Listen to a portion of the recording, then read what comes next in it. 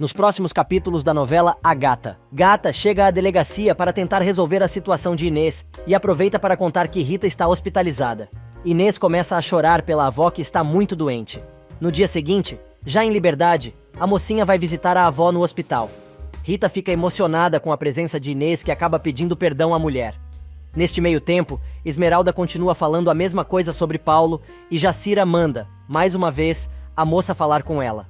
Novamente, Esmeralda nega e repete seus motivos, mas confessa que sabe que Paulo também está sofrendo. Na mansão dos Martins Negrete, Augusto descobre que seu convite para o encontro internacional de advogados foi revogado e fica cheio de ódio, dizendo ao telefone que não pode ser humilhado desta maneira por causa de um mal-entendido e avisa que eles vão se arrepender do que estão fazendo. Lorena ouve o marido gritar e vai ver o que é. Augusto explica o que está acontecendo, mas ele se recusa a voltar atrás na sua decisão de recusar a proposta do Marquês. O homem acaba admitindo que o vizinho vai ser um páreo duro e acha que vai conseguir vencê-lo. Alguns momentos depois, Mariano, com a maior cara de pau, vai tentar alegrar Paulo, levando os ternos de casamento que irão usar. O rapaz diz que contou à noiva que não a ama e nunca a amará. Mariano se surpreende e elogia o sacrifício que ela está fazendo. Paulo pergunta sobre o sacrifício dele, mas o rapaz diz que sacrifício se faz por amor e não por interesse. Mais uma vez o bonitinho não sabe o que fazer e Mariano manda o rapaz escutar seu coração, pois no dia seguinte ele se casa e sua vida mudará para sempre. Paulo, que saiu para correr, acaba dando de cara com Jacira novamente, quando volta para casa. Agora ela conta que Esmeralda não é amante de Silencioso, mas sim sua filha. Paulo faz o maior drama, diz que não consegue acreditar. Jacira reafirma o amor da amiga por ele, mas o rapaz não volta atrás e grita que vai se casar no dia seguinte, e manda Jacira avisar a moça para que ela nunca mais o procure. O rapaz entra, mas Jacira continua gritando na porta da casa do rapaz. Lorena vai ver o que está acontecendo e encontra com Paulo, que acabou de chegar. O rapaz conta que o vizinho ao lado é, na verdade, pai de Esmeralda. Do outro lado da cidade, Carlos e Virgínia vão comer na pizzaria do italiano. O funcionário o aconselha a tratar bem o casal, pois assim poderá descobrir o endereço de Gata.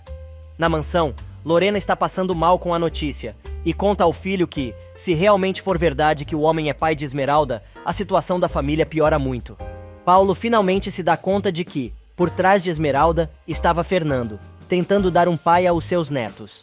Lorena insiste em dizer que os gêmeos não são filhos dele e insiste na realização do casamento, marcado para o dia seguinte. Enquanto isso, Esmeralda desabafa com Jacira e diz que não suporta mais viver longe de Paulo, mas sabe que ele é um canalha. A moça revela ainda que agora, a única coisa que a interessa é encontrar seu pai. Do outro lado da cidade, o jantar romântico de Carlos e Virgínia está chegando ao fim. Porém, o italiano quer saber o novo endereço de Gata, mas o rapaz diz que não sabe e vaza, antes de ter que aturar o mau humor do dono da pizzaria. Neste meio tempo, Lorena tenta avisar ao marido que Fernando é pai de Esmeralda, mas o advogado está tentando afogar suas mágoas em um bar e não atende o celular. Já é tarde da noite quando Gata tem um pesadelo com o casamento de Paulo e Mônica. Ela se vê chegando na igreja e vê os dois sendo abençoados pelo padre. No sonho, ela resolve dizer que os dois não podem se casar porque o rapaz é seu marido e pai de seus filhos. Mas acorda assustada quando, no pesadelo, o rapaz beija Mônica.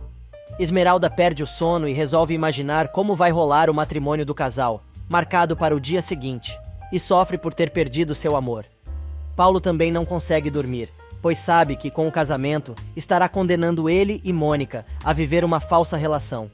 Na casa ao lado, durante o café da manhã, Silencioso se desculpa com a filha e diz que não conseguiu cumprir sua promessa e evitar o casamento de Paulo.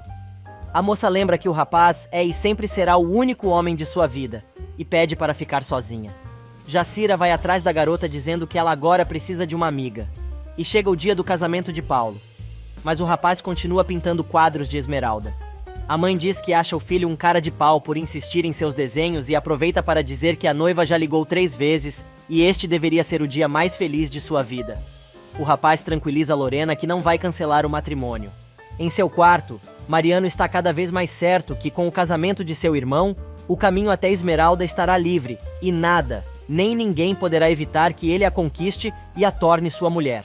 Neste meio tempo, Jacira já arquitetou um plano para estragar o casamento de Paulo, que continua pensando nas crianças e acha que os bebês são filhos de Silencioso.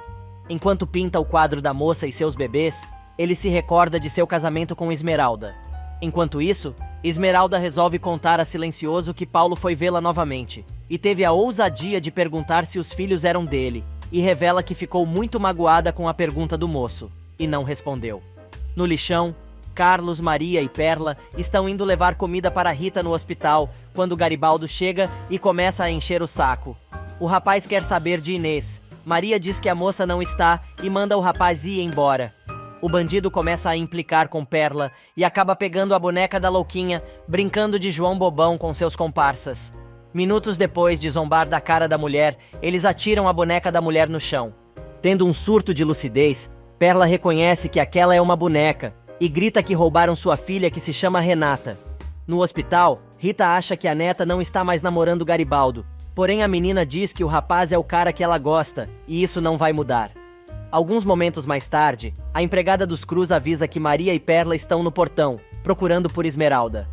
A moça explica a Silencioso que tomou a liberdade de convidar as amigas do lixão, pois a louca ficou ruim novamente e ficou preocupada. Silencioso vai para seu escritório, enquanto Esmeralda recebe Perla e Maria. A mulher diz que tentaram roubar sua filha outra vez e começa a chorar. Na casa do vizinho, Paulo e o pai estão tomando todas para celebrar as desgraças da família. Mariano, o pentelho, chega para estragar a festa e pergunta como os dois podem estar bebendo horas antes do casamento. Ele diz ainda que não acredita que o irmão vai entrar bêbado na igreja, mas Paulo responde que esta foi a única forma de enfrentar o que está por vir. Enquanto isso, Esmeralda consola Perla e diz que vai falar com Silencioso para que a mulher veja um médico e recupere sua memória. Na casa dos Martínez Negrete, Lorena diz que não vai aturar marido bêbado e vai interná-lo na reabilitação. Augusto diz que não está nem aí para nada, mas é interrompido com a chegada dos filhos. Neste meio tempo, Mônica e a mãe já estão prontas, mas Roberto ainda está de abrigo. Ele diz que ainda tem esperança que ela desista do casamento, mas a moça assegura que não vai mudar de ideia, apesar de saber que está sendo usada para dar estabilidade à família do rapaz. A mãe também é contra e diz que o rapaz não a ama, mas a moça não cede. Enquanto isso, a família do noivo se prepara para ir à igreja. Paulo comenta que gostaria muito que Esmeralda visse seu casamento. Mariano manda o irmão deixar de ser criança e largar mão de encher o saco da moça. Mas Paulo não deixa barato e revela que seu casamento é muito conveniente para o irmão, pois assim pode seduzir Esmeralda e dar aos seus filhos o sobrenome da família. Indo para a igreja para celebrar seu casamento com Mônica, Paulo resolve desafiar o irmão e diz que seu casamento é muito conveniente para ele, pois assim pode seduzir Esmeralda e dar aos seus filhos o sobrenome da família. Enquanto isso, Gata observa a movimentação na casa ao lado. Mas durante o caminho, Paulo e o irmão discutem, pois Mariano diz que não hesitaria em dar seu sobrenome à moça, e diz que ele não deveria estar interessado nisso, pois está indo para o seu casamento com Mônica. Mariano diz que ele, pelo menos, reconhece que a moça é vítima na história, e Paulo decide mandar o irmão ligar para a igreja, pois vai tentar resolver a burrada que seu pai fez. Em sua casa, Esmeralda conversa com a filha e diz que aquele é o dia do casamento do pai da menina. Neste meio tempo, Mônica chega à igreja. Lorena elogia a noiva e diz que ela está lindíssima. Paulo e Mariano chegam em seguida e vão direto ao altar. Pela lateral, Jacira acompanha Paulo com os olhos, carregando o filho do rapaz. Ela apresenta a criança e diz ao bebê que aquele é seu pai, forçando o rapaz a olhar para a criança. A mulher solta o verbo e desafia o infeliz. Todo mundo escuta, inclusive Virgínia. Paulo tenta pegar a criança em seus braços, mas Mariano o impede e manda o rapaz parar de olhar para a criança e se concentrar no casamento. O rapaz grita que finalmente está vendo toda a verdade e que aquela criança é seu filho. Mas Mariano continua insistindo para que o rapaz não desista do casamento. Jacira continua tentando entregar a criança a seu pai. Roberto entrega Mônica ao rapaz e o padre começa a cerimônia, mas o rapaz não consegue parar de olhar para a criança. Neste meio tempo, Fernando chega em casa e encontra Esmeralda no jardim, muito triste. O homem diz que gostaria muito de ter conseguido evitar o casamento do rapaz. Porém, ela responde que foi ela quem escreveu o final desta história, e este é um livro que ela não pretende mais abrir. Na igreja, o clima fica cada vez mais tenso. Todo mundo percebe que o rapaz não está prestando atenção na cerimônia. O padre pergunta se ele aceita Mônica como sua esposa. Neste meio tempo, a cabeça do cara se enche de questionamentos e ele, para variar, não sabe o que fazer. O padre insiste em saber a resposta do rapaz, mas ele nem sabe do que se trata. O sacerdote repete novamente os votos. Paulo continua sem saber o que responder, mas finalmente ele diz que lamenta muito, mas não pode se casar com ela, pois tem filhos, e por isso não pode se casar com ela nem com ninguém. Carlos chega à igreja onde está sendo celebrado o matrimônio e vê sua namorada. Lorena não entende nada e quer saber o que está acontecendo. A noiva sai correndo.